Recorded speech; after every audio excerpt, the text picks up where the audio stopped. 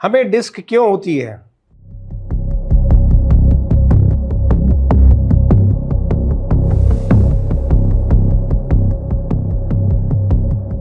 Disc के मुख्य कारण जानने के लिए मेरे साथ आगे मेरे वीडियो में बने रहे।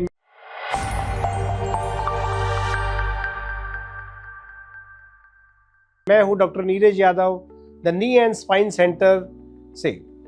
डिस्क को जानने के लिए सबसे पहले हमें यह पता होना चाहिए डिस्क होती क्या है।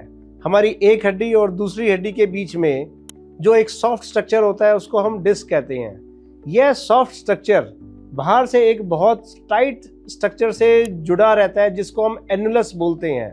हमारी रूटीन एक्टिविटी से, स्पोर्ट्स एक्टिविटी से इतना जल्दी हमें डिस्क हमारी खराब नहीं होती है, क्योंकि डिस्क हमारी बहुत ही कंटेन्ड स्ट्रक्चर है। यह चारों तरफ से इतनी टाइट स्ट्रक्चर से बनी होती है कि ऐसे हल्के फुल्के झटके से और इन सब चीज़ों से डिस्क कभी नहीं निकलती है।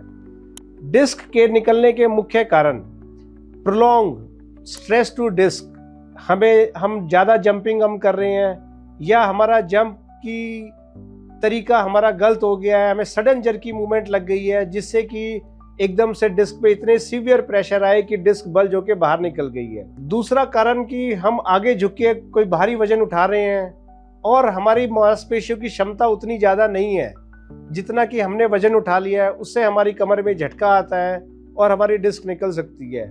या हम कोई हाउस होल्ड काम कर रहे हैं, हमने बहुत हैवी चीज़ को पुश कर दिया है, जैसे कि हमने अलमारी, बेड, इनको हम पुश करने जाते हैं, एकदम से कमर में हमें झटका आता है जिसके कारण से डिस्क निकल जाती है। ट्रॉमेटिक, या जब हम ट्रैवल कर रहे हैं, कोई सडन हमने जर्की ब्रेक लगा लिया है, जर्की ब्रेक लगाने से हमारी बॉडी की मूवमेंट एकदम से रुकती है। एकदम से मूवमेंट रुकने से हमारे स्पाइन की आगे की मूवमेंट और पीछे की मूवमेंट अनगाइडेड मूवमेंट्स होती हैं जिसके कारण से हमें डिस्क निकल जाती है। कुछ अलग रीजन है, यह तो हो गए कॉमन कारण। एज रिलेटेड डिस्क, कभी कभी उम्र के साथ जैसे हमें कोई एसोसिएटेड डिजीज है, हमारी मांसपेशियां उतनी स्ट्रांग नहीं है, हम डायबिटिक हैं या ऑस्टियोपोरोसिस है जिसमें हमारा स्पाइन का स्ट्रक्चर ही थोड़ा वीक है, ऐसे में कोई भी हमने एक्टिविटी कर ली है जो हमारे शरीर की क्षमता से बाहर की एक्टिविटी है, इन कारणों से भी डिस्क निकल सकती है।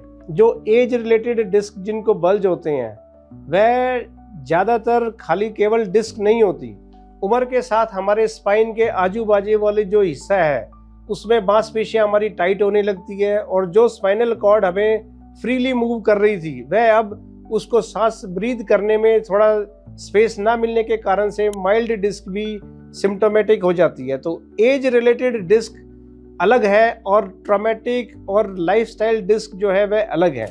अगर आपको भी कुछ ऐसी तकलीफ है कि आपको डिस्क है और आप जानना चाहते हैं कि यह डिस्क आपकी कितनी डेंजरस हो सकती है, यह आपको आगे भविष्य में कितना परेशान कर सकती है और यह डिस्क आपकी ठीक हो सकती है या नहीं हो सकती है, यह सब चीज़ें समझने के लिए आप नीचे दिए गए नंबर पर अपनी MRI हमें व्हाट्सएप कर सकते हैं।